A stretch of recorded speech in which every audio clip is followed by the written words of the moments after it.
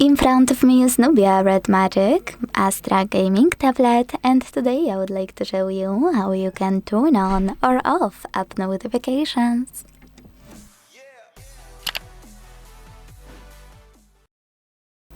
Begin by opening Settings and scrolling to tap on the Notification and Status bar. Now select App Notifications at the top and select All Apps at the top left corner of this section. This way you can sort your apps to see all apps on your tablet, apps with most recent notifications, with most frequent notifications, or apps with notifications already disabled.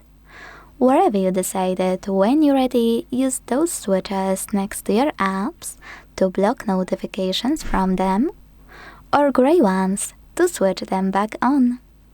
Quick tip, you can also tap on any app on the left and use this switcher next to all notifications to turn them off or switch them on, but also check out all of those notification options only for chosen app.